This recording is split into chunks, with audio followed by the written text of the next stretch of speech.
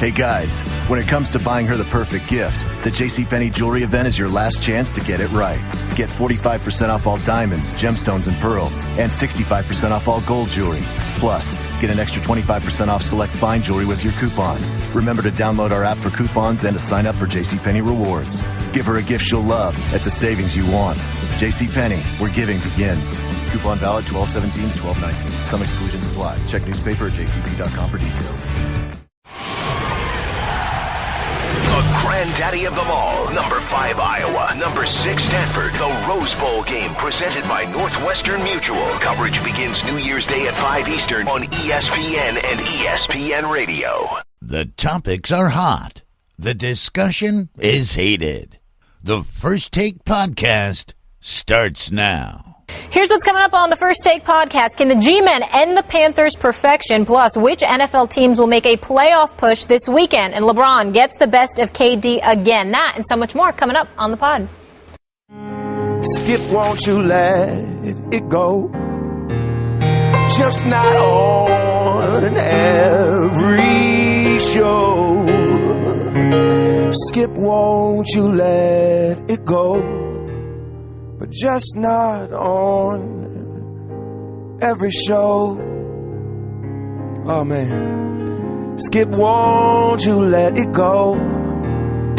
Just not on every show.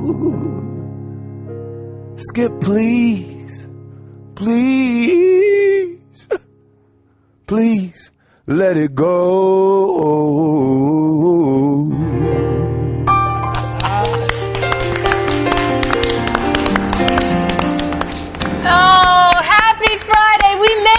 Everybody, when will this man let it go on every show? Thank you, John Legend, for that. Thank you, we'll John. get into that in just a minute. That was a beautiful thing. It was beautiful. I don't like the sentiment, but it was a beautiful thing. Did the message resonate? That's the question, though. I just hope that Dez doesn't let it go when it hits his hands this time. If he just hangs on to the football, maybe the outcome will be a little different this time. We hope he throws up the X so you don't have to throw up like last time. I like that. Skip Bayless, Molly Qerim here in Bristol. That was my line.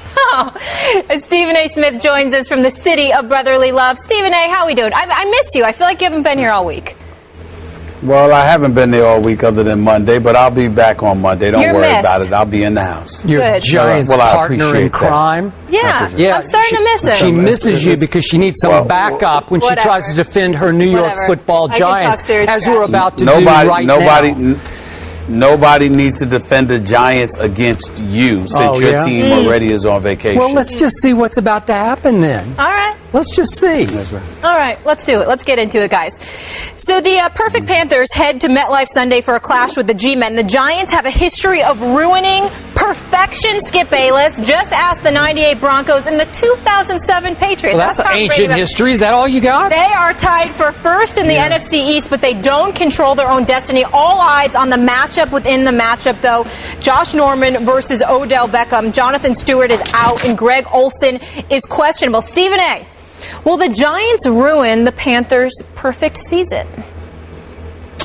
I'm afraid not. I don't think they will. It's certainly possible. I don't. What? It's certainly possible that they could, but I don't believe they will. I think that Carolina is on a mission. I think that the Giants' pass defense is horrific.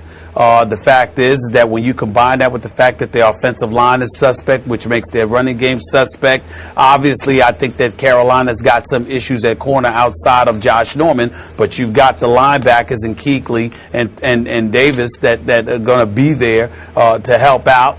So I think that that's going to help them immensely, and I think that there are too many question marks on the offensive side of the ball for the New York Giants. I know they can put up some points, don't get me wrong. I understand they're capable of that, but it's going to have to be riding the coattails of Odell Beckham Jr., and I don't know how much he's going to be able to do against this defense. He'll have his moments, no doubt, because he's too great not to.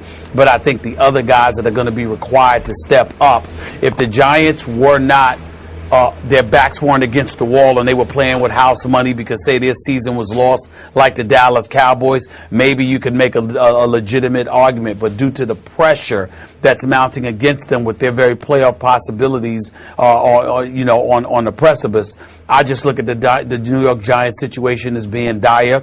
I think it'll be competitive, no doubt. I don't think there'll be a blowout or anything, but I think Carolina's defense is elite. Cam Newton is elite.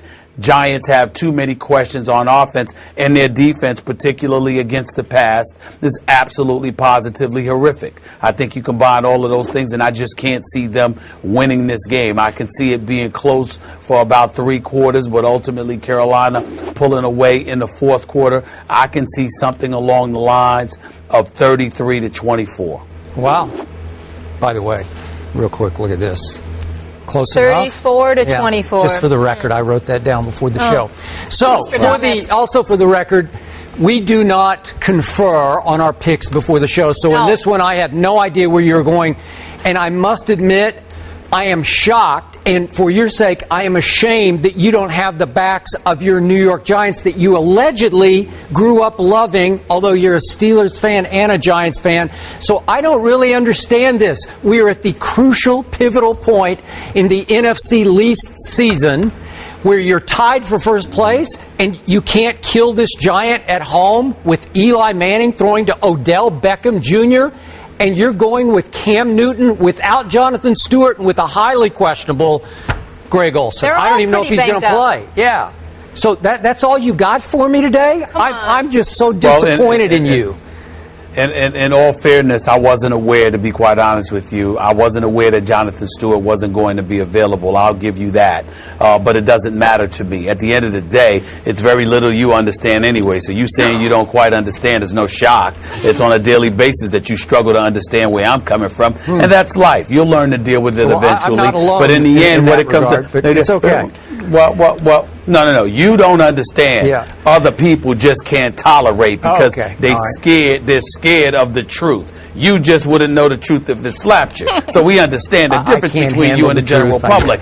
But here's the deal. Yeah. Here's the deal. I stand by my pick because I just stopped believing in the Giants weeks ago, Skip, against elite competition. I just stopped it. And Miami's game, the game Monday night against Miami, doesn't fool me because I don't consider Miami much of a team anyway. Okay, so now this is unplanned, but I have to put your partner in crime on the spot. Could we please have Molly's camera? Because Molly is a true Giants fan, born and bred, true blue to the core. Am I right about that? Yes. Miss Connecticut, yes, that is true. Miss Connecticut, actually, they don't have a team. They don't have a team. You got to root for something else. You know, no, but it's all right. Miss Connecticut, would you please make your pick on your Giants versus Cam Newton's Panthers? I don't have a score, but I think the Giants will win. We got a winner here. Did you hear ODB's response to that, to Josh Norman? I love that approach. Well, he didn't have much of a response, I thought. Yeah, because he's focused. He's focused. He doesn't need to talk. Let the other people. It's beneath his dignity. He doesn't even want to engage in it. Carolina's banged up. We have a lot to play for. Did you see these win streaks that this team's ended? Are you listening to this, Mr. Smith? This is what you should have said, and you didn't have the guts to say it. You did not have enough pride in your football team to stand up and defend them when it's time to defend them. Well, you can use that as a fair analogy, and you could have Miss Connecticut sitting there supporting you, and that's fine. But I recall on several occasions where Miss Connecticut was wrong, and what would happen is that when we put the camera on her after she's wrong, she goes to commercial break. Oh, so really? I mean, if you want to call it brave, go ahead. It's all right. Yeah, it's okay. But I am proud of her for sticking with her New York Giants, even though when they lose, she changes the subject, and since she controls the show, we end up going to commercial prematurely just to get the camera off of her. Yeah. All right. I'm just saying, it's okay. Yeah. It's all right. It's okay. Okay. Go ahead, Skip. Back to the question at hand. To Miss Connecticut's initial setup point. I can't with you guys. I can't. There has been an ancient Giants history of giant killing. Yeah. Ancient. It's way back. Oh, yeah. We're doing 1998 and 2007, and there was another one in 1934, if memory serves, where the Bears lost in the NFL championship game in 1934, and Miss Connecticut is still clinging to that as giant killing that could contribute to what will happen this Sunday at MetLife Stadium. Am I right about that? And I will give you this, Miss Connecticut. I'm not trying to jinx you. I'm just going to pick a winner here. Okay. Your Giants came very close to dragon slaying when Tom Brady and company ventured forth into MetLife, right? Yep. It went to the wire. So I give you all that. Here's the point that is Stephen A's point that is the one valid point made by either of you in this discussion. Cam Newton is on too much of a firepower role, even without Greg Olsen, if it comes to that, for this defense to stop his offense. I don't care if it's Fozzie Whitaker or Cameron Artis-Payne carrying the football. And there is still that little Ted Ginn guy that you have ridiculed on this show. But when it's bombs away to him, maybe twice a game, he will catch them. And he will run past your secondary, which is giving up 308 yards a game passing. Am I right about that? Do you realize the next worst team is the Steelers at 279? So the Giants are giving up 308 passing, and they are by far dead last. To the next worst team, 279 is the Steelers. That's how bad they are. Overall, your Giants are giving up 418 yards a game, on pace to shatter the franchise record for yards allowed per game. Your defense is pathetic, and Cam Newton is not pathetic, because as we've talked about, just to frame this, weeks 1 through 8, Cam was kind of mediocre by Cam standards. And he had 11 touchdowns to 8 interceptions. Weeks 9 to 14, he almost doubled his QBR from 47 to 84, and he's 17 touchdowns to only 2 interceptions. That's since week 9. That's pretty great, and I think that will continue because this team has now won 17 straight games. And I believe that even though I give you this, Odell Beckham Jr. is a bad man. In fact, he is the baddest man at receiver in the business right now. There is no doubt about that. But I loved this is my take on it, I love what Josh Norman said. He got chill bumps when somebody brought up the fact to him when he first walked in on, I think it was Monday or Tuesday, that, upcoming is ODB. He said he got chill bumps because he has turned into the newest version of Richard Sherman. And I remind Cowboy Nation, that man, Josh Norman, held Des Bryant to 2 catches for 26 yards on Thanksgiving, and he took all of Dez's trash talk and stuck it right in the trash, because this guy can talk trash with anybody. This might be the all-time trash talk off between ODB and Josh Norman, and I do believe that Josh will get a little better of this. I think he will hold ODB to under 100 yards receiving. And remember, his partner in crime, Charles Tillman, is finally back at the other corner, and this defense leads the NFL in takeaways. And I'm going to guess, I'll be conservative, they will get Eli twice. I'll say they pick him off twice.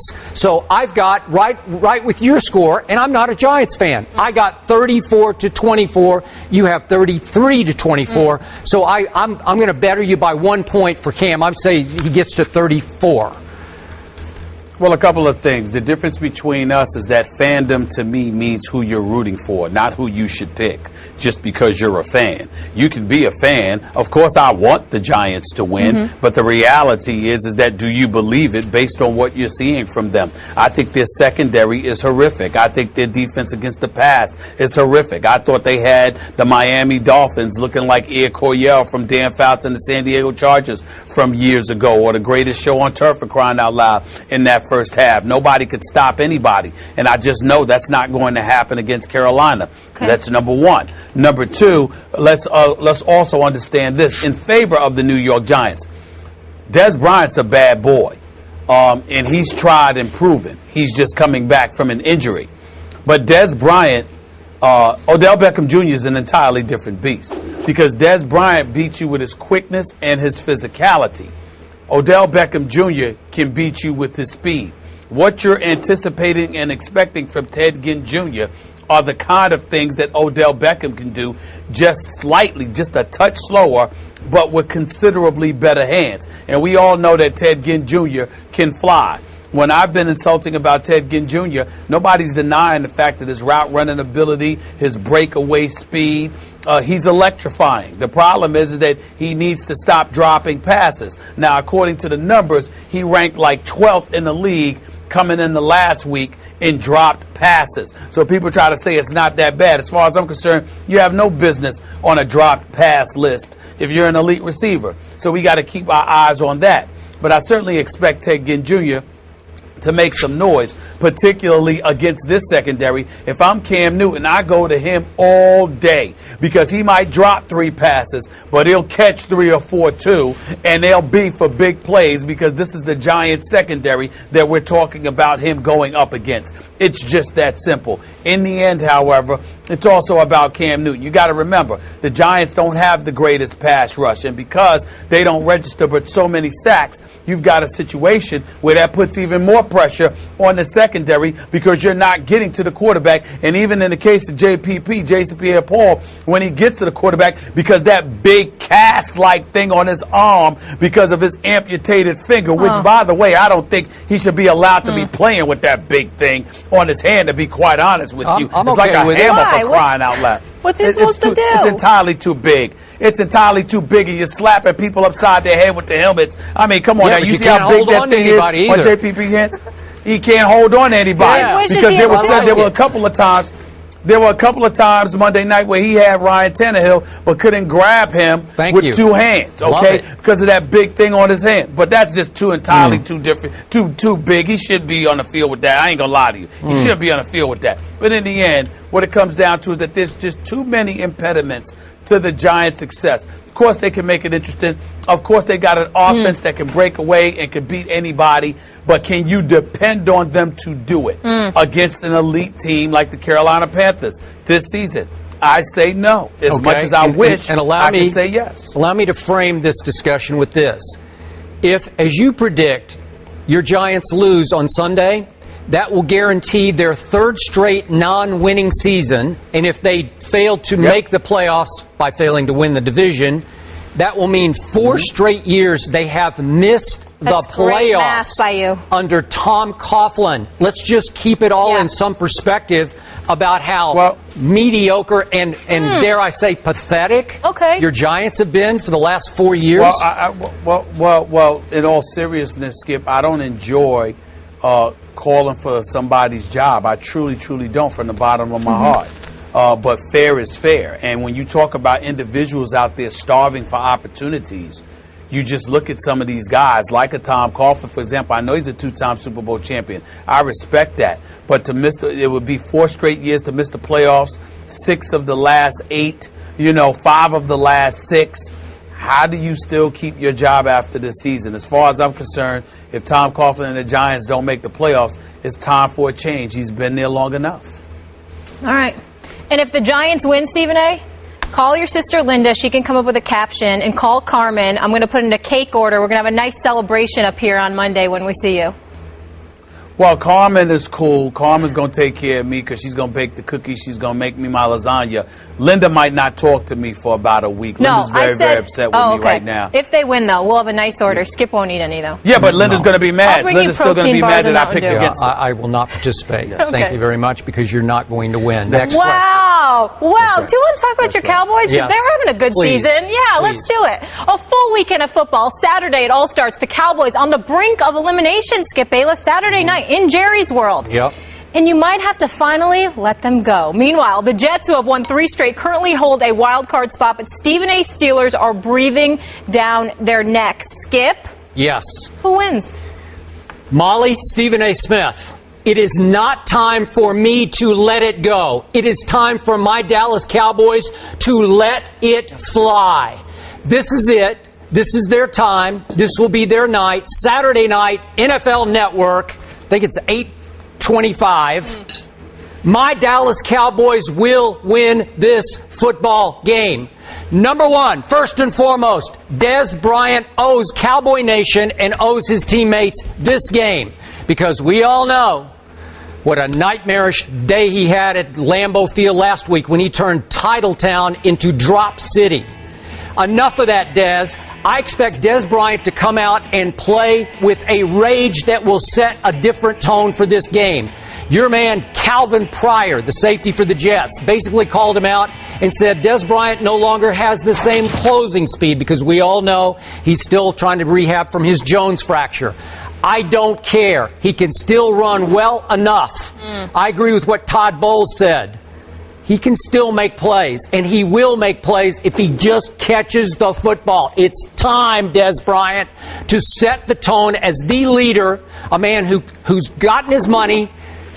It's time to take this game over. It's time for this team to rise above Jason Garrett, who does only one thing well. That man can sure clap. He can clap. Way to go, guys. It's time for this team to quit playing to lose, because without Tony Romo, they have barely lost 8 out of their 9 losses. They barely lost. They were right there. It's time to close a deal, and they can close this deal. It's time, even again, I give you this. It looks on paper like a terrible matchup for my Cowboys. The Jets are number 1 against the run in the National Football League. Number 1 against keeping runners out of the end zone, and I don't care because my offensive line can block people. Darren McFadden has had 300-yard-plus games since Week 1, which is tied for the lead in the National Football League. My Cowboys rushed for 171 yards at Green Bay, and I see more of the same against the Jets.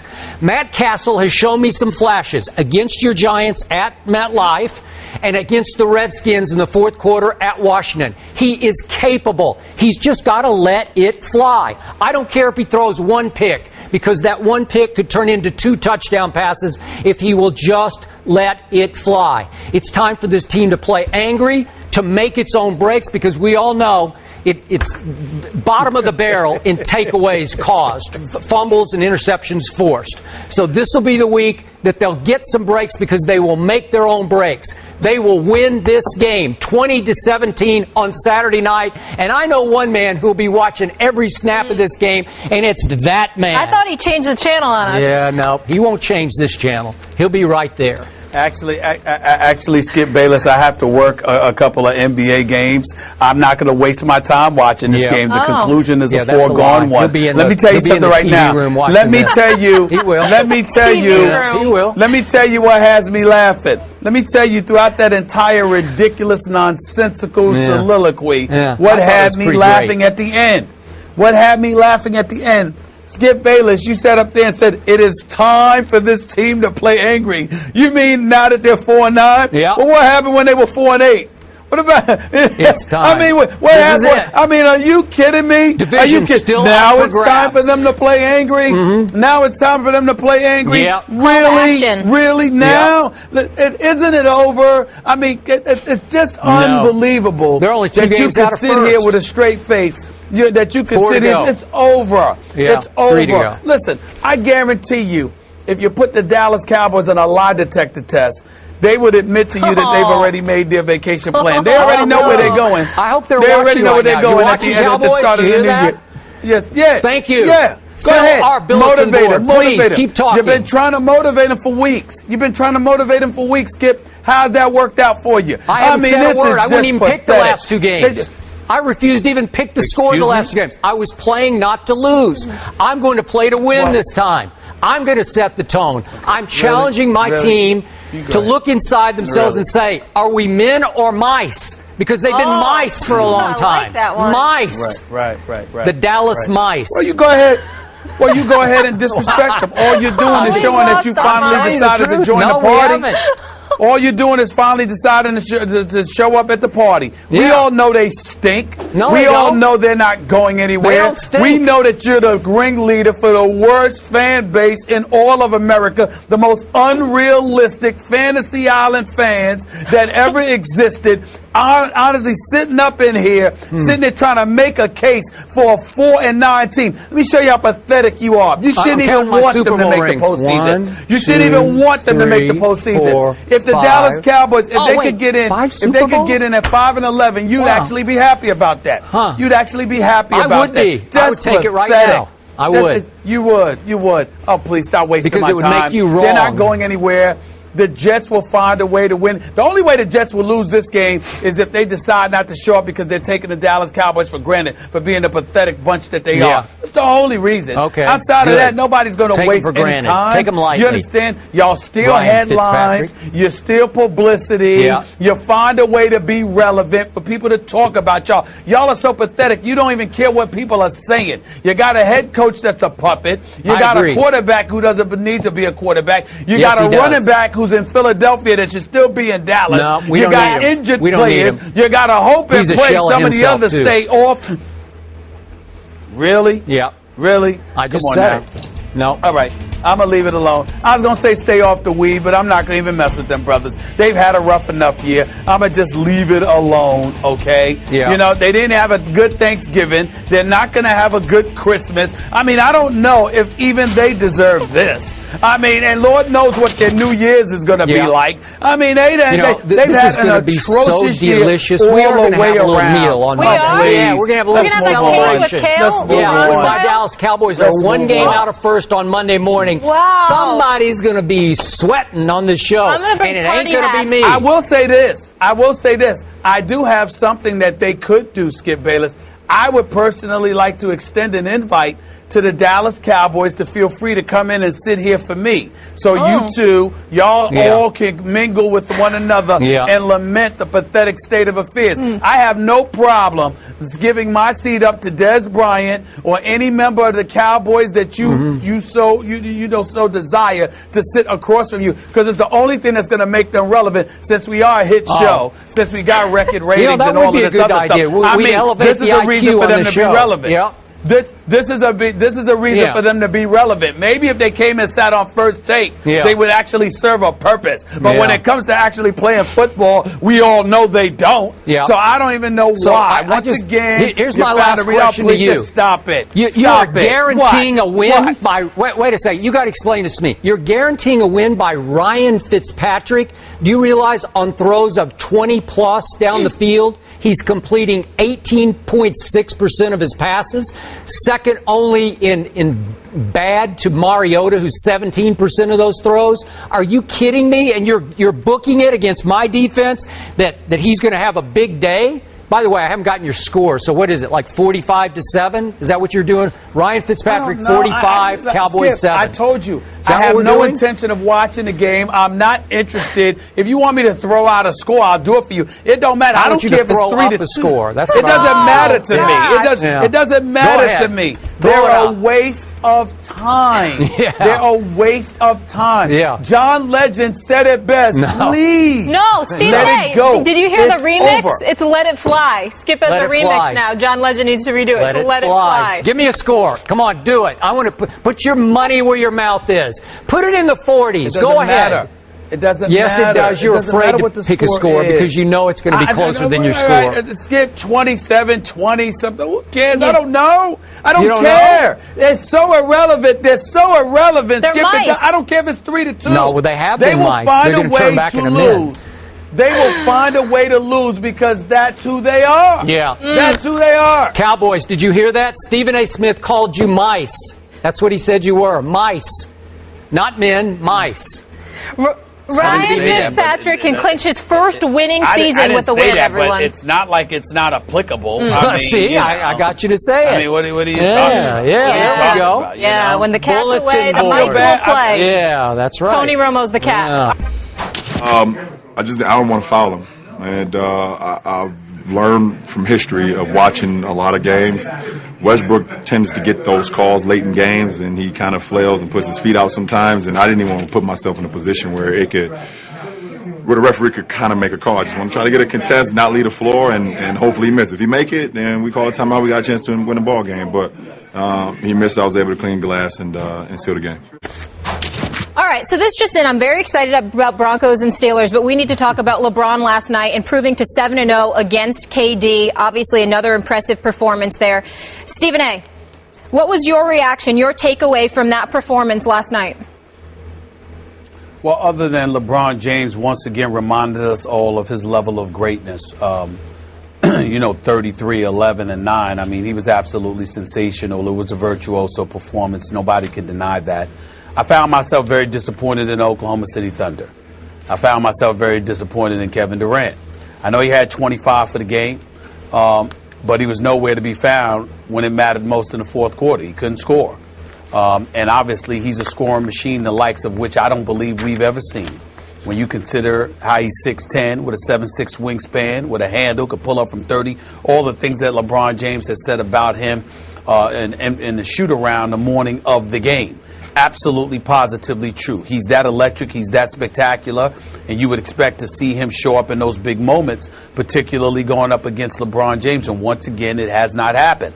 I also found myself disappointed in Oklahoma City Thunder, my pick to come out of the Western Conference, because LeBron James and the Cleveland Cavaliers beat you with Kevin Love having a relatively anemic game, only 4 of 10 shooting, finished with about 10 points.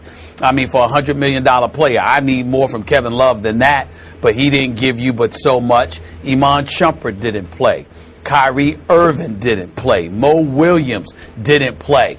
So LeBron James goes out there with the Mozgovs of the world and the J.R. Smiths of the world. Let's not forget Tristan Thompson and that rebounding demon that he was and is. I think it was like 11 of his 15 rebounds were on the offensive boards. I mean, you can't say enough about the job that he did. But Oklahoma City is too gifted. And in a game of basketball, to have two resident superstars and to have a guy who's big time like Serge Ibaka, and you can't win a game like this, I'm not going to overreact because it's the regular season, but I just expected more. And Kevin Durant obviously was sensational with some of the things that he did in the first half, and that move a la Dr. J up and under was absolutely beautiful to see. But in the end, when money time arrived, LeBron James showed up. Russell Westbrook had scored like 9 or 10 straight. He showed up, but Kevin Durant wasn't there. And so I looked at it from that perspective, and I said, you're going to need to do more if you're going to win the chip. Got to get aggressive. Time's up. It's time. He's been around long enough. They've been around long enough. Scott Brooks lost his job because they weren't able to get it done. Billy Donovan is there in an attempt to get it done. Let's do this. You're that gifted of a team. You're that gifted of a player. You can't disappear in the fourth quarter when LeBron James is on the other side of the ball. I agree with half of your takeaway. I would agree the Thunder should have won this game. Obviously, no Kyrie, as you say, no Shumpert, no Mo Williams. And I know Oklahoma City was playing back-to-back on the road. It's difficult. Maybe you run out of gas in the fourth quarter. But the Thunder were up 4 going to the fourth quarter and immediately gave up a 17-2 run.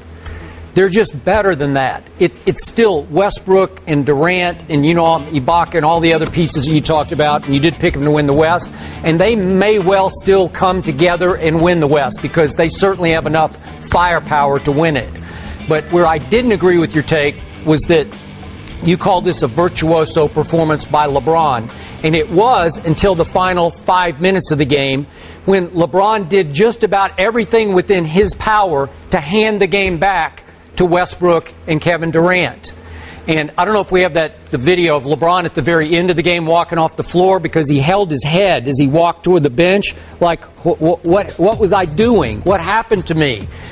We got it at the end. There he is, walking away. Like what was I thinking? What got into me? Because that was as bad as I've ever seen LeBron try to close a game as far as getting sloppy.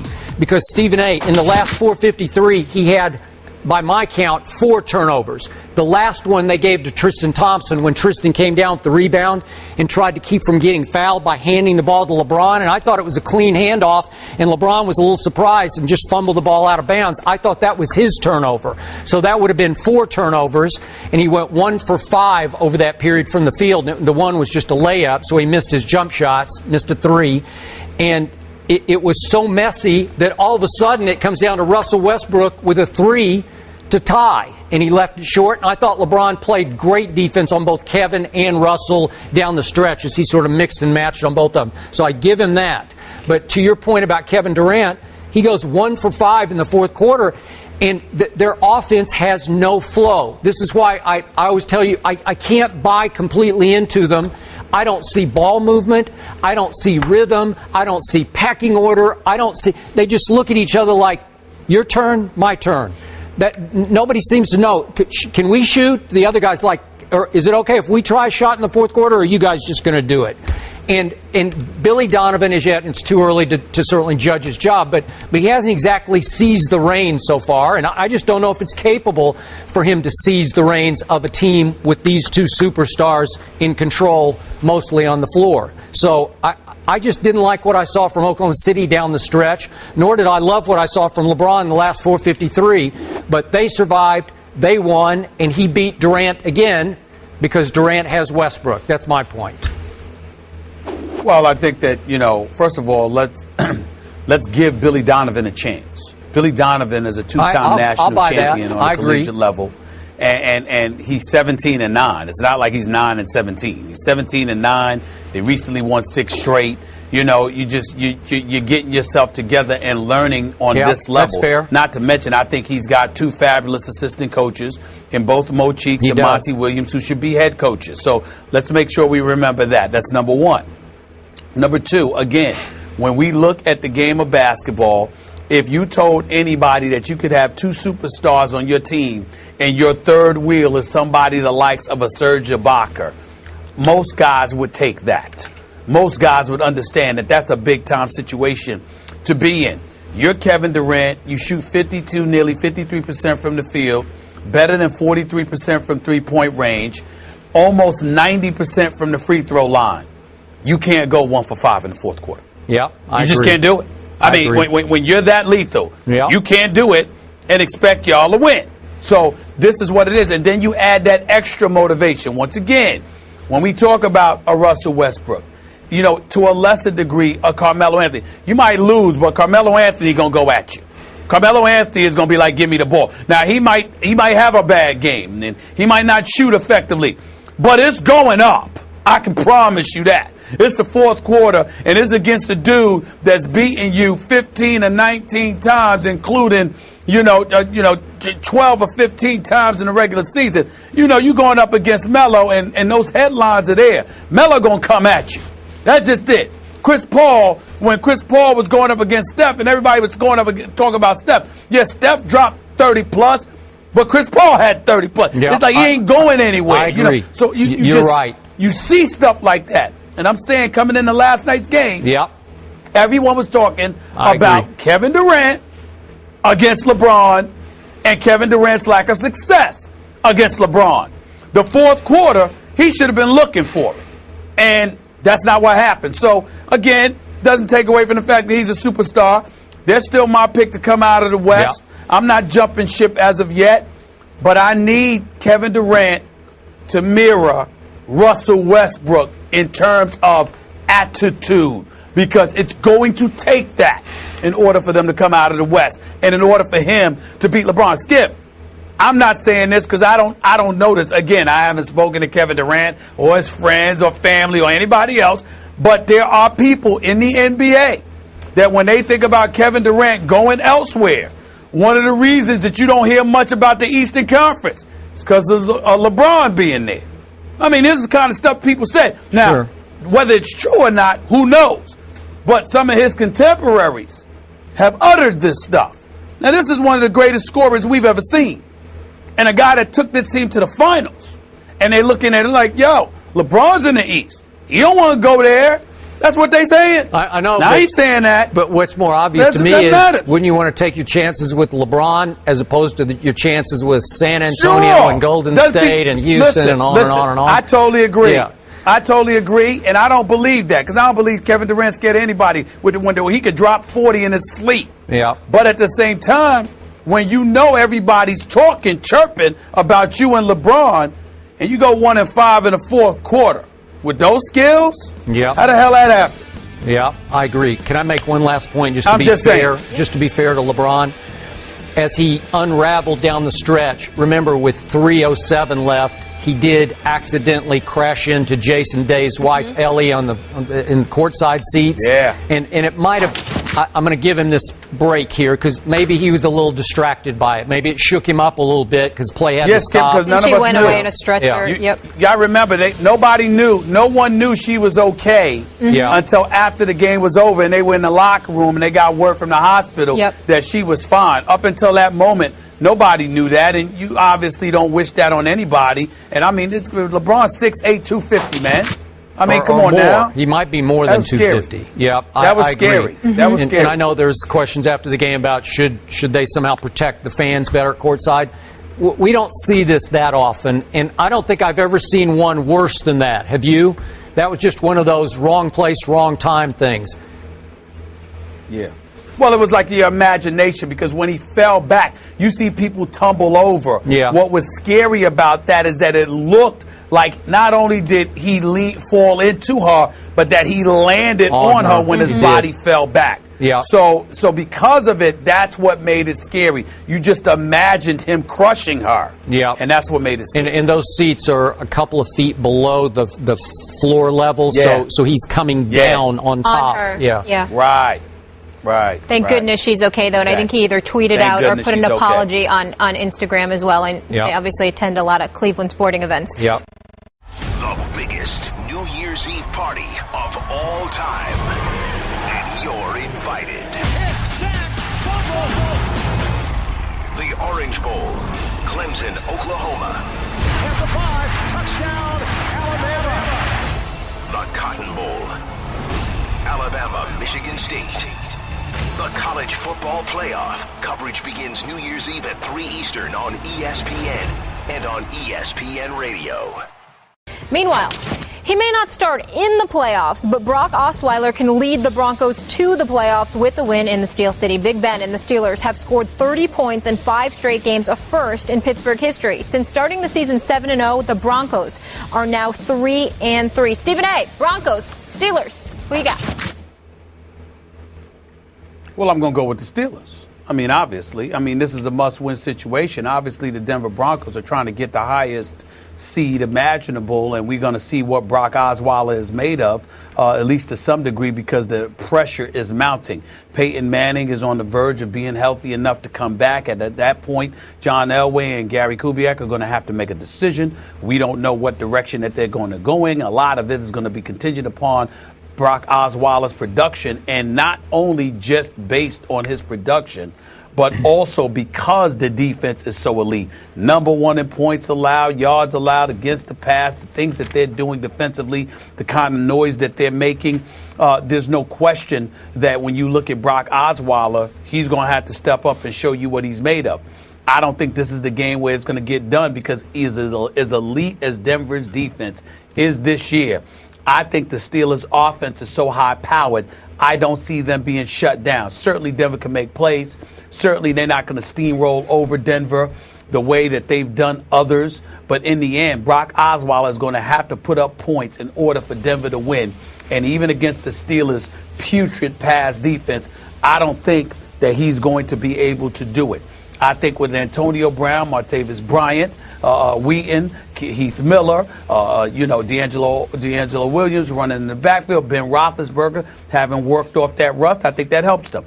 I think when you look at the Steelers right now and just think about it, they've gone against top 5 defenses in the NFL this year on several occasions. Seattle, they were number 2 at the time, Arizona, New England, Kansas City, and of course Cincinnati twice. They split with Cincinnati. They beat Arizona. They lost to Seattle. They lost to New England. They lost to Kansas City. But only Kansas City neutralized them for putting up points, and Big Ben Roethlisberger wasn't quarterbacking that game. That was Landry Jones doing so.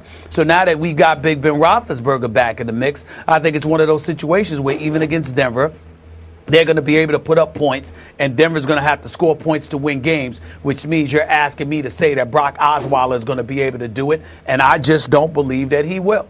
I see the Sixers winning this game. I think Denver will be able to score some points, but I see the Steelers winning this game along the lines of 31-23. Aha. I was waiting for your score because I wanted to see how high you were going to go for Ben's offense versus this defense, and you're going all the way to 31.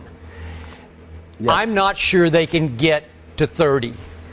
I have so much respect for this defense. And by the way, this is my favorite stat of the day. Denver's defense leads the NFL in sacks, in defensive touchdowns allowed, only 5, and in forced fumbles with 21. No team in the last 20 seasons has led in all 3 categories. That's how good this defense is. It is serious. It is hard-nosed. It is hard to score against this defense, and it causes problems. It disrupts. It can, as you know, it can really rush the passer. So I'm fascinated. This is a fascinating game on a great day of another great slate of NFL games. But I'm interested to see this game because, to me, obviously, Pittsburgh's offense is the most explosive and the most entertaining to watch. If I had to pay my money to watch an offense, it would be this offense. I'm not sure I'd pay my money to watch the whole game because I don't want to watch Brock Osweiler against the Pittsburgh defense. I'm only interested, I'm sure I'm going to have like 4 games going at once, but I'm only interested in when Ben's on the field against this defense. I don't think he can get to 30. I gave him 23, and sometimes I think that's too high. But I've got it 23-10. And for the record, this is the first week I haven't heard the Broncos referred to as the Broncos. I haven't heard Brock on this week because it's Brock off so far because Denver has not scored a touchdown in its last 23 possessions. Hasn't scored a touchdown with Brock on at quarterback. Again, no offense to him. It's his first time around. He hadn't done this before. But I thought there was enormous, hysterical overreaction to his first couple of games. He's now been sacked 17 times in the last 5 games, the most over that span in the NFL. And on throws of 15-plus yards, he's completing a grand total of 27%, which is the worst in the NFL. So it's dinks, it's dunks, and it's going nowhere fast. Obviously, against the Raiders, they moved the ball like crazy. What do you have, 22 completions the first half? But they were dinks and they were dunks. And that's not going to work against a Pittsburgh defense that is really starting to fly around. I know you've been hard on their secondary, but by the week, it gets a little better. And Mike Tomlin, whose forte is coaching defense and motivating, I wish Mike Tomlin coached my Cowboys. Maybe I'd really have a shot, right? But he's everything. You'd have won about 3 of those 7 games. That's true. With Mike Tomlin just on coaching. Pure pregame motivation, I would have won 3 of those games. I'm with you. But he's finally got his defense just playing like a pack of wild dogs. They come out and they hit people and they fly around the field to the point that they're starting to become a force, even though the back end of it is suspect. I agree with you on that. But I look at Ben's offense. They have 3 500-yard-plus games. No one else has more than 1 in the NFL. So what a great matchup. It's going to be bombs away, but are they going to find their marks? No, I don't think very often because this defense doesn't give up many big plays. So I think it's going to stay fairly close just because I don't think they'll be able to sort of break the dam. It won't break away against this defense. So I got it 23-10, and I may be on the high side on giving Brock Osweiler 10 points in this game. Got it. I would tell you this. I mean, and it's just to regurgitate some of the things that you said. I'm looking at the Steelers' numbers right here. Denver, their numbers, allowing just 272.5 yards, total yards per game.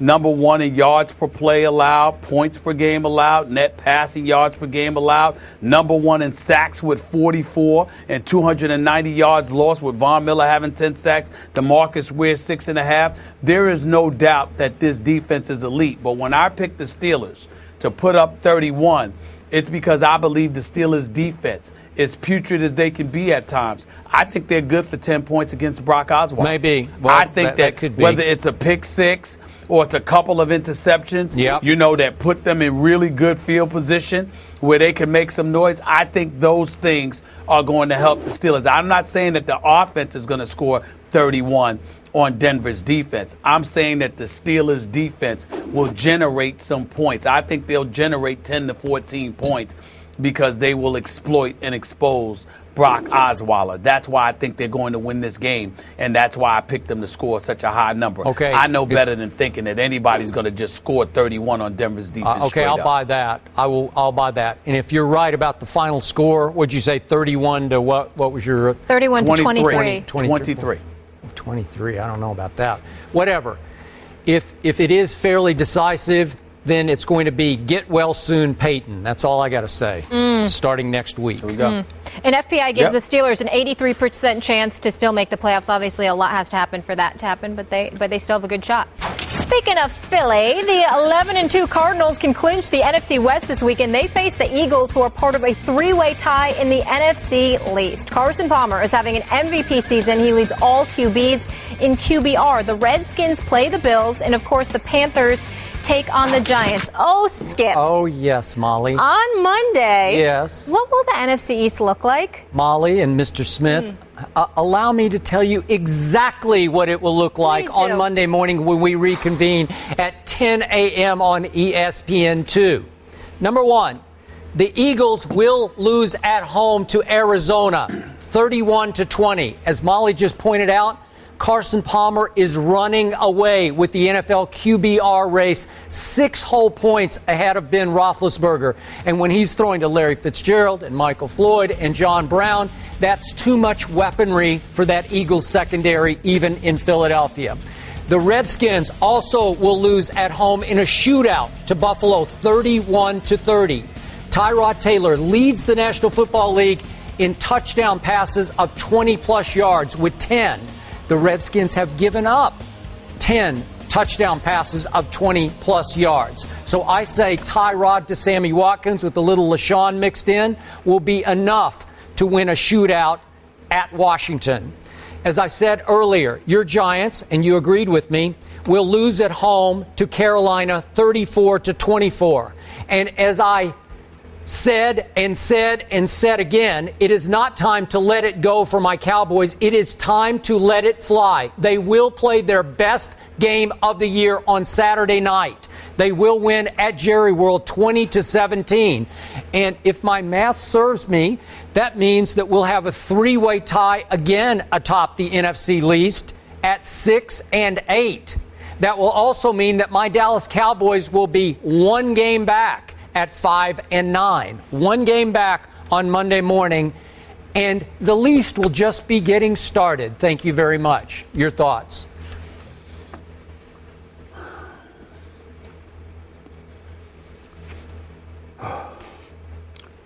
The Dallas Cowboys obviously will lose. Oh, obviously. Yeah. So Okay. why we're even talking about them once again is a waste of time. John Legend, what we got to do? Bring him back here to sing another song to Yeah. you for you to get the That would message. be I mean, nice. I it's would just a appreciate waste that. of the. Bring his wife, too, Chrissy. we would be honored. But he's not going to waste his time. He understands it's a waste of time talking to you about this stuff. You just don't get it. You just don't get it. The Redskins will beat the Buffalo Bills. The Eagles will lose to the Cardinals. Okay? They will lose to the Cardinals, and the Giants will lose to the Panthers. So as a result, obviously the Redskins will be atop the division, but everybody else will be at least 2 games ahead of the Cowboys because the Cowboys are going to lose. And that's really what this is about. See, we sit here because Skip Bayless wants the world to think that he really wants to talk about the NFC East. No, what he wants to do is make a case for the Cowboys to be relevant. They are not relevant. They will not win. They will lose to the Jets. I promise you that. They will lose Let's to the dismiss Jets. the Cowboys from this discussion. I want you Giants to are gonna explain lose to to the me how the Panthers. Redskins are going to beat the Bills even in Washington.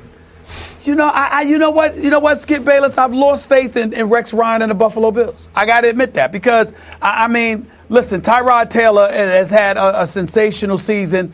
We looked at LaShawn McCoy and some of the distraction that transpired in Philadelphia.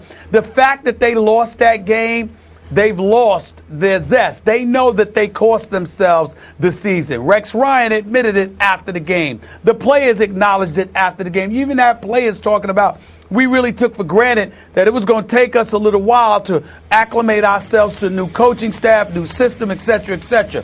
I think all of those things hurt the Buffalo Bills, and I think the Redskins, although they are allergic to prosperity, the fact that they went on the road, having lost 9 straight road games, and beat Jay Cutler and the Chicago Bears last week, told me a little something. So now I'm looking at them being at RFK Stadium, being in FedEx Field, being in the nation's capital.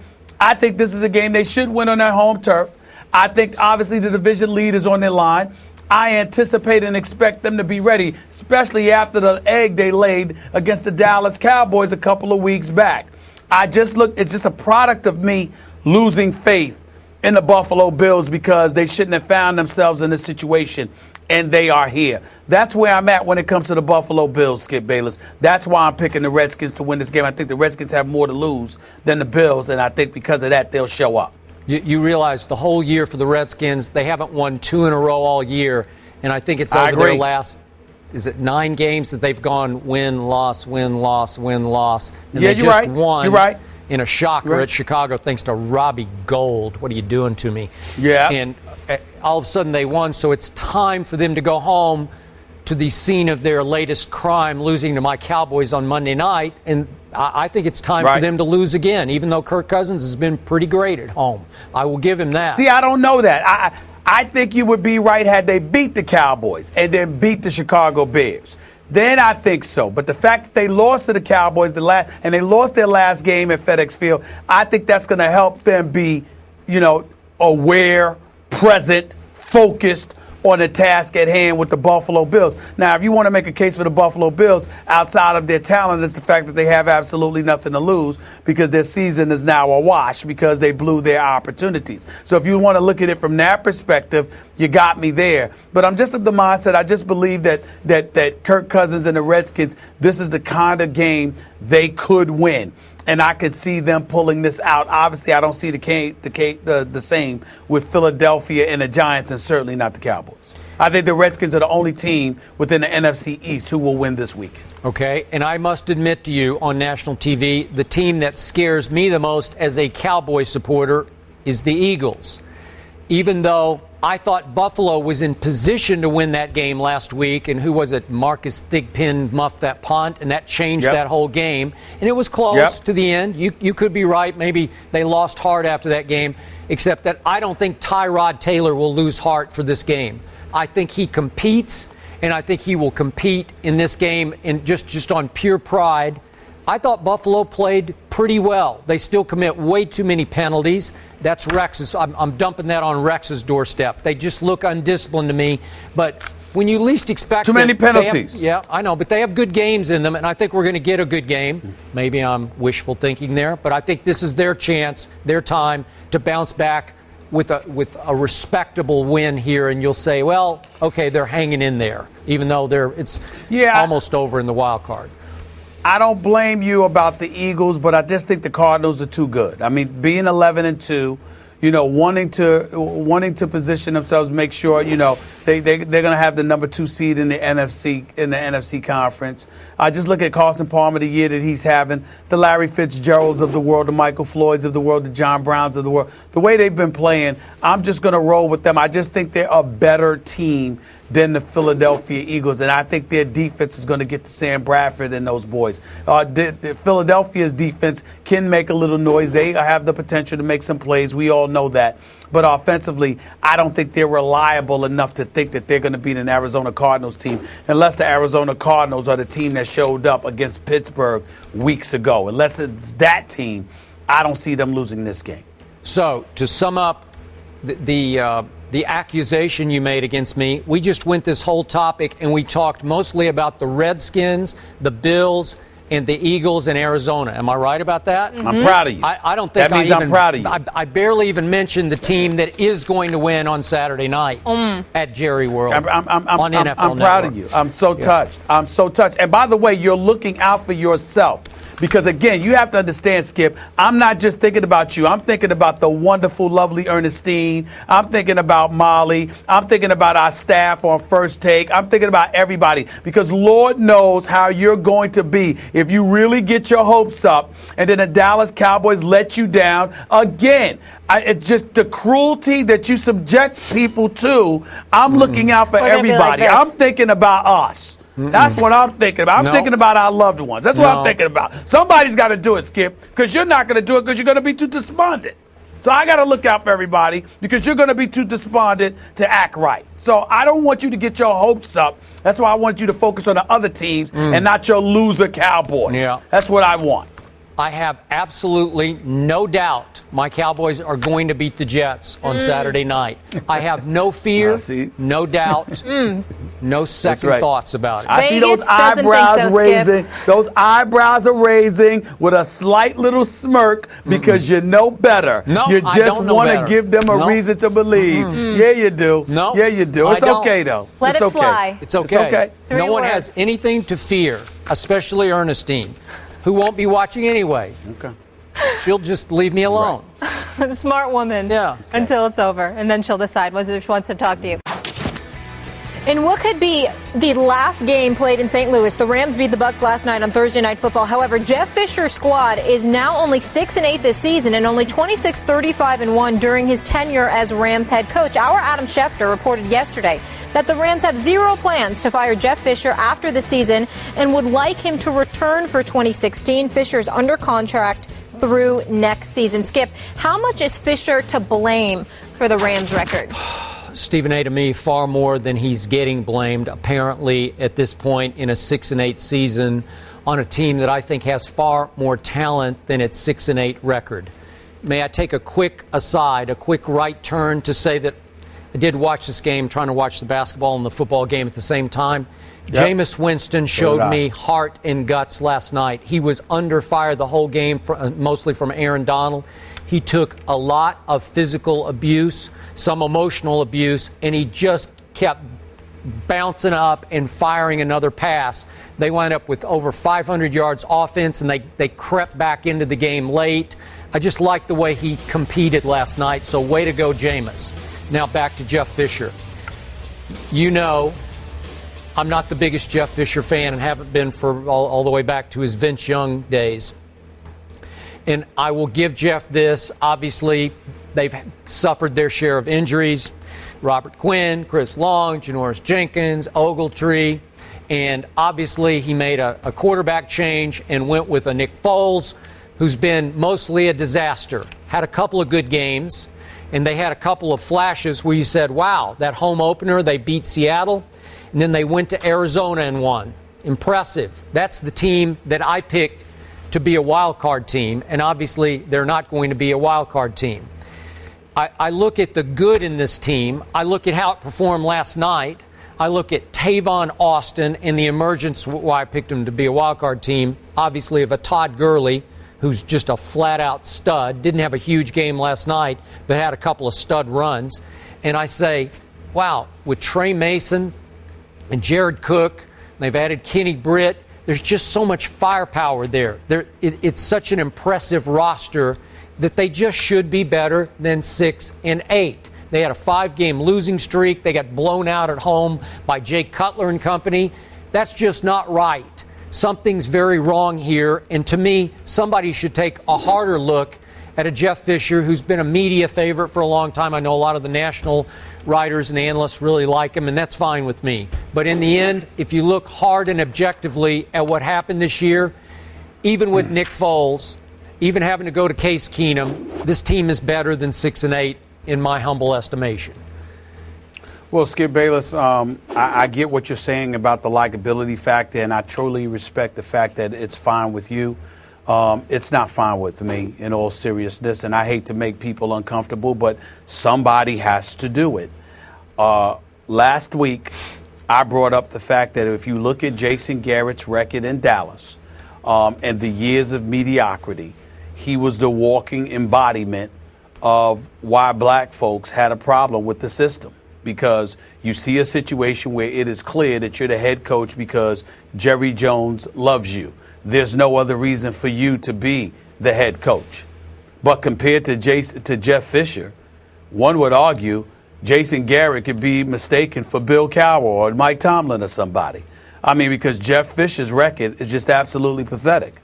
The next time this man has a 500 season, it will only be the 7th time he's done that in 21 seasons as a head coach. This man is en route to his 4th consecutive losing season. This man has been to the postseason Lord knows how many times. It hasn't been that many. Hasn't been to the postseason since a 13-3 year when he was coaching Tennessee back in 2008. okay, continues to lose, continues to be below 500, yet and still, this man is being paid $7 million a year, just $500,000 less than a 4-time Super Bowl champion in Bill Belichick, and according to reports, over $2.1 million than the league average for coaches. And then you look at some of these guys and some of these teams that have lost their jobs. How many coaches that have been fired all over the place in Buffalo and Cleveland? And I mean, the list goes on and on. I'm just looking at some of these numbers here, and I'm like, are you kidding me? 4 teams, Chicago, Buffalo, Cleveland, and Tennessee, have dismissed 2 coaches, not 1, 2, in Fisher's tenure in St. Louis. This is what they're saying here. Ken Wisenhunt got fired twice. First by the Cardinals and now by the Titans. But somehow, some way, this man, Jeff Fisher, gets a job. All I can say to you is that I guess this is what America's about. When you sit there and you look at other candidates, and it doesn't have to just be minorities. It's white candidates out there, coordinators on both the offensive and defensive side, craving for an opportunity and can't get one because of the good old boy network or the fact that they haven't ingratiated themselves with the right people or whatever. Don't get me started with black folks looking for opportunities, but I can tell you this. I know of no black person that has this kind of latitude and this kind of leeway, that you can be so inept, so inefficient, so unproductive as it pertains to wins and losses and still have this level of job security. Not only is he being paid like one of the elite coaches, you've got an owner that's talking about he ain't going nowhere. He's coming back next year. And all because they may be relocating from St. Louis to California, and Jeff Fisher has experience in relocation. That's the argument that you're giving, folks. It is unreal how this stuff happens. It is unreal how flagrantly unfair this is, because it's not consistent with what we're told professional sports is supposed to be about.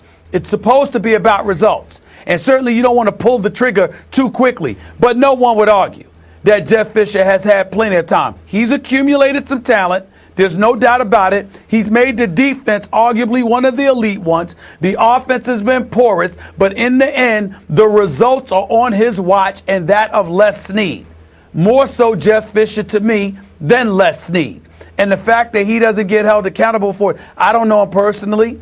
He seems to be a nice man. I am not attacking him on a personal level in any way. I am simply looking at his record and saying to you, most folks wouldn't get over like this. Yep. And don't get me started with black folks. They wouldn't get over with it at all. But somehow, some way, Jeff Fisher not only gets to keep his job, but get paid lovely. Mm-hmm. And oh, by the way, an owner who's willing to declare he ain't going nowhere. We're going to stick with him. It's good to be Jeff Fisher. He should give classes on political correctness or whatever it is that he does to keep himself in these advantageous positions, because it is a miracle that he has gotten away with it. He should give a class on how to ingratiate oneself with the media, because he's the master of that. He's also a powerful member of the competition committee. Mm-hmm. Don't undersell that on his resume. And I do understand that, and I'm not saying he doesn't belong there. The man knows football. Sure he does. I have no problem with him being on a competition committee. I have no problem with folks leaning on him to gain his counsel about different issues, because he's been around a long time. But in the interest of fairness, if you're going to produce those kind of results and he gets to have that level of security, what chances do an abundance of folks out there, black, white, and beyond, have of ultimately getting an opportunity when you're allowed that kind of security with those paltry results? I agree with every word you just uttered. I am 1,000% with you on your view of this. I don't get it either, and it's an injustice. It's an injustice to black coaches everywhere. Frankly, it makes me sick. And I'm no Jason Garrett guy. I know he did have the 12-4 last year and won a playoff game, so at least he's got that going for him. But in the main, he's a Stepford coach. He's a puppet coach. He's like a son to Jerry. and I don't have a lot of respect for him, but he's going to keep his job, Jason Garrett. He deserves to keep his job more than Jeff Fisher does. Yeah, I would agree with that. Yep. And it appears Jeff Fisher will too. And apparently if this team potentially goes to L.A., we'll travel with them. And he played at USC. I guess you could sell that. Yep, that right? connection. Mm-hmm. Moving on, Charles Barkley By says... the way, yeah. keep in mind, Skip, that just about a year ago or so, we were lamenting if Mike Tomlin had missed the playoffs, how he could be in trouble. Sure. Do you realize the nerve folks have for bringing up that subject with the security that Jeff Fisher has been allowed to have? Fair enough. It's unbelievable. Yep. The Chick-fil-A Peach Bowl. The Houston Cougars are now 12-1 and have an offense that's among the most explosive in the nation. He's gone. Touchdown. They'll face a Florida State defense that ranks 5th in points allowed. Plus, Dalvin Cook, who ran for over 1,600 yards. Touchdown. Number 9, Florida State. Number 18, Houston. The Chick-fil-A Peach Bowl. Coverage begins at 11:30 a.m. Eastern, New Year's Eve on ESPN Radio. Meanwhile, the 25-1 Warriors are on pace to win 78 games this season, which, of course, would easily surpass the 95-96 Bulls record of 72 wins. Well, Charles Barkley was on ESPN Radio's Waddle and Sylvie show yesterday and was asked if the Golden State team could beat the record-setting Bulls. Take a listen. Oh, man, you're kidding me, right? That Bulls team will kill this little team. Right. Come on, man. Who's going to guard Scottie Pippen and Michael Jordan? What about Dennis Rodman? Come on, man. I just Listen, think I know we live in the moment. First of all, let me tell you something. These guys ain't won a championship yet. I still like the Spurs, to be honest with you. Wow. I do. I still like the Spurs to win a championship this year. I'm telling you, don't just because these guys are beating up on inferior competition, don't overreact now. Music to this man's ear. Stephen A., do you agree with Barkley? Yeah, but not in the sense that he's doing it because he's right. But it's not like I don't think Golden State will win a game or something. I think when you shoot that well, you always have a puncher's chance. I would pick the Bulls, however, to win that series in 5 games. And Skip, it's nothing to even belabor. It's this simple. Michael Jordan and Scottie Pippen would guard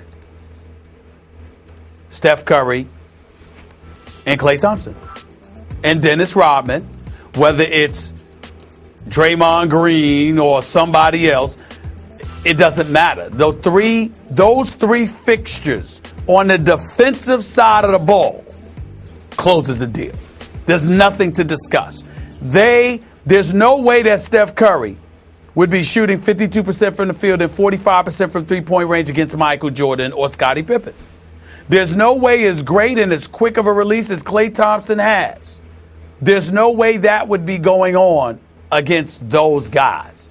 Now, the rules of today's game could impact Golden State in a positive way where they could make a series out of it if guys had to play by today's rule. No hand checking, no elbows to the back, no hard fouls or whatever the case may be. Even though Jordan and Pippen didn't really play like that, they could lock you down. And Scottie Pippen's length could disrupt everything that you want to do as an offense, which is why ultimately the Bulls would prevail. But make no mistake, it's not even about the offense. Barkley talked about stopping them. Well, that's true. But it's really about the fact that Pippen and Jordan could defend anyone. Anyone. And that is the difference. I'm not saying Steph Curry and Klay wouldn't get theirs, but they wouldn't be as prolific as they are against today's competition. It would not happen. The Bulls would probably win in 5. In all likelihood. Possibility of 6, but more than likely they'd win in 5 games. I agree with you and then some. For once, I underline for once, I actually agree with something Charles Barkley said. Though it does give me pause when he's picking my Spurs to win this year's championship. Just scares me a little bit. But do appreciate that, Charles. Now back to the premise. I believe in a 7-game series, Michael's team would sweep this team. You could be right. They could win a game, but it would take crazy hot 3-point shooting from the Splash Brothers to win a game at Oracle against Michael's 95-96 Which Bulls. they're fully capable of doing. They're capable, but I don't think it would happen because I think Michael Jordan would say no. He would take it as such a challenge to win 4 straight games. I believe he and his crew could win 4 straight. I covered the 97-98 Bulls, and game after game, night after night, I watched the threesome of Jordan, Pippen, and you remember Ron Harper, Stephen A. They were all so long, so quick, so tenacious that most teams had a hard time getting the ball past half court against that threesome spread like a zone defense across the half court line. It's beyond comprehension how they could suffocate anybody with the ball in his hands. And as great as Steph is with his handle, as good as Klay Thompson is, they would struggle to get their shots off against those 3. And then Dennis Rodman, who averaged 15 rebounds a game, would give Draymond all he wanted. And I love Draymond. I love his versatility as the point center of this team. But I'm sorry that they are small compared to a team that can throw in Rodman. And then you remember, Stephen A., they can go with Luke Longley. They can go with Bill Winnington. They're all the equivalent of an Andrew Bogut. They even had John Sally, James Edwards on that team. They had lots of height and length that they could throw at a too small Golden State team that loves to play small and would have such a hard time against a team that even has. Remember, people forget Tony Kukoc. You remember Tony Kukoc? I was getting ready to bring him up. 6 feet 10 inches tall and shot 40% from the three-point line that whole year. By the way, Michael shot 43% from 3, and Steve Kerr, the coach, shot 52% from 3 this year. So they can hurt you from deep also when they need to. But Michael averaged 30 points a game, and he would get 30 a night against this team. They just I don't know. Clay could try to defend him. Harrison Barnes could try to defend him, and they would get punished. I'm sorry. He's Michael Jeffrey Jordan. And with all this crew that we just detailed, I just think they could win 4 in a row against the 2 small Golden State Warriors, who are highly dependent upon hot hands from long distance. Well, here's what I would say to you. Here's what you need to think about, Skip.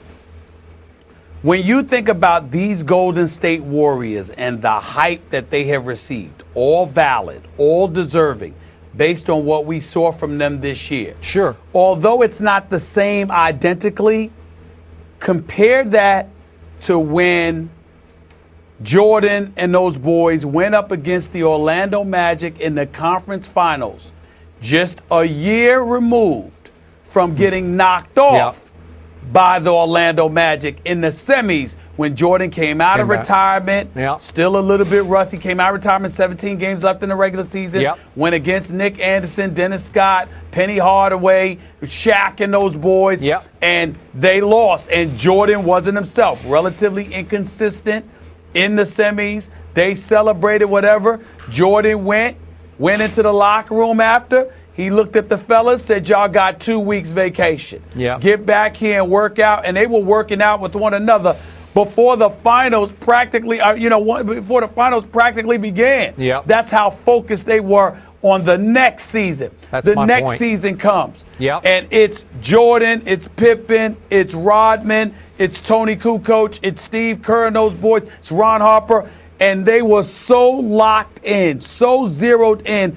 I mean, what they did to Shaq, and I shouldn't say Shaq because he did his thing, couldn't hit free throws, but he did his thing. But Penny Hardaway and those boys, I mean, Jordan literally snatched their hearts out of their chests. We still haven't seen Nick Anderson other than seeing him as a spectator at games after that. And I love Nick Anderson. So do but I. my God, what Jordan and them should actually be arrested for what they did to Nick Anderson and those boys in that particular series. They swept them. They blew them out the building from game 1. And what I'm saying is this is comparable because there's so much noise being made about Golden State that the makeup of this 95-96 Bulls team would have taken it so personally that That's the extra something. Steph Curry, you ain't never seen anybody like him. And he would have caused Jordan and them some problems because of his handle. The problem is Pippen would have been able to stay with him. And he would have had to shoot over Pippen all series long. And you can't tell me he's going to shoot 52% from the field or 45% from three-point range against Pippen. And Jordan or Ron Harper were capable of guarding Klay Thompson. So because of that is why I say, I'm going to show Golden State its respect and not associate the word sweep with them, just like I did with Iverson against the Lakers when I said AI going to get you one. I'm thinking Steph and the Splash brother, Klay Thompson, they're going to get you one. I'm going to show them that respect. But ain't no way in hell they were going to win this series. Skip's taking out the broom. The Bulls would have taken them out in 5. Yeah. Would have taken them out in 5. I'd say 5. I'm going to show them that respect. Well, I'd say 5. I'm not going to show them that much respect. All I can say is today's Warriors are lucky this will never happen, that it's all hypothetical, because I think they would get embarrassed. That's just me. Even with today's rules? Even with today's rules. All right. Yep. I think today's rules give them one game, Skip. I think it gives them one game. Boy, they'd have to bomb away from 32 feet away. Yeah. And they can. And they can. Meanwhile, freshman quarterback Kyler Murray became the second Texas A&M quarterback to transfer in the last week. Last week, Kyle Allen, a 14-game starter and another top-ranked quarterback prospect, elected to transfer. Uncertainty with the direction of Texas A&M's offense, the future of the offensive coaching staff, trust issues between the quarterbacks and coaching staff, and so much more led to both Murray and Allen's transferring, that sources are telling ESPN's Sam Kahn. Stephen A., what is going on here? Well, what's going on is that I think it started from day one, opening game of the season. You were playing mixed match with the quarterbacks. You didn't stick with one thing, which is what his MO has been. Stick with the quarterback unless injury or flagrantly inconsistent or bad play damages your ability to remain a starting quarterback. Then Kevin Sumlin will go in a different direction. In this particular instance, he opened the season going back and forth from opening tap. That was definitely a problem. Not to mention the fact that if you're a quarterback, particularly a top recruit at the quarterback position, one of the top, if not the top recruit in the nation, whether it's Murray or Allen, you're thinking along the lines that this is your program, this is supposed to be your team. And if you're going back and forth and then there's no commitment that's made as to what next season is going to look like, then you're looking at your future and saying this is not the place for you to be. You got to remember, this is one of the top ranked offenses nationally for years. Nevertheless, this year they were in the middle of the pack. Over the last 2 seasons or so, they've only won like 4 SEC games each season. That's a problem. And so when you look at it from that perspective, there's going to be questions about Kevin Sumlin's job security, that of his coaching staff, who's going to elect to stay or go elsewhere. And if you're a quarterback coming out of high school with incredible potential, you don't want to be a part of that mix early on. You want to go someplace else where you know you're going to be the man and there's going to be some degree of continuity. The one thing that I would say that makes this look even worse, Skip, and I can't wait to talk to Kevin Sumlin about it. I love the man. I'm certainly going to reach out to him and hear, excuse me, what he has to say about all of this, because I don't want to speak. I don't want to speak out of turn, since I have interviewed the man on several occasions and I do know how to get a hold of him. I want to be as fair as I possibly can, but I will tell you, it's been widely recognized and reported, the paucity of African-American coaches in the sport of college football, as you and I have belabored from time to time. The fact that this is happening to his program, that is not a good look. This does not help African-American coaches. It's not good. It's bad. And I think that Kevin Sumlin, if he's not aware of it, he'd better become aware of it, because this is something that can damage it. We understand that at the very least, in the sport of college football, you got coaches that are looked at differently. There's more that's expected. And it's harder for black coaches to get those opportunities. And when you get those opportunities, you've got to make the most of it. In the case of the dude Ruffin at East Carolina, even when some would argue you have made at least a decent showing, it still ain't enough. You can still end up losing your job. So this is not a good look for Kevin Sumlin, to say the least. But we need to get to the bottom as to why that is. It's a troubling situation. And I'm glad we're talking about it, but it it's disturbing to me that we need to talk about it because I'm a Kevin Sumlin fan. Obviously, when Johnny Football was there, it was great guns, and they went 11-2 that first year, then 9-4. But we're in close games with Johnny in his second year there. I heard so much about Kyler Murray coming out of high school. This is a mouthful I'm about to say. He managed to eclipse the legend of Johnny Football as a high school player in the state of Texas. I kept hearing from the great Avery Johnson, who, as we know, used to work here as our analyst at the network before he went back to Alabama. And his son, Avery's son, was the basketball star at the Dallas area high school where Kyler Murray was the football star, winning 3 straight state championships. And he kept saying, "You're not going to believe, you're not going to believe." So I was waiting and hoping that Kyler Murray would start immediately as a pure freshman for Kevin Sumlin. Did not happen. I don't know the backdrop of that. Obviously, we don't cover that team. But he went with the sophomore Kyle Allen, and it was shocking to me. And he stuck with Kyle Allen. He would give Kyler snaps here and there, and finally gave him 2 or 3 games. Then he went back to Kyle Allen with he'd had a shoulder injury. And it sounds to me like from a distance that Kyler and his father finally said, "No, this isn't working here." They clearly were so offended by the way they had been handled all year, that Kyler had been handled. They said, "We're going to go elsewhere." And obviously, Texas badly wanted Kyler Murray, and Oklahoma badly wanted him. I don't know where he'll wind up now, but Kyle Allen transferred, which was the first shock that led to the second shock. And now, over the last 4 years, they've lost 5 quarterbacks, 4 to transfer and 1 to baseball. It just doesn't look good from a distance, and I don't know what's going on, but it's not great for Kevin's, just his aura right now doesn't look so good. Yeah, from a man who won Coach of the Year twice in Conference USA at Houston, and then his first year, 2012, at Texas A&M. 13 and 2.5 blocks. No! The Mamba still has venom in those veins. Oh, my goodness. When the tongue comes out, vintage Mamba. Kobe's first dunk of the season was a one-hand jam over the Rockets' Clint Capella last night. Stephen A., will we see a little more of this from Kobe on his farewell season?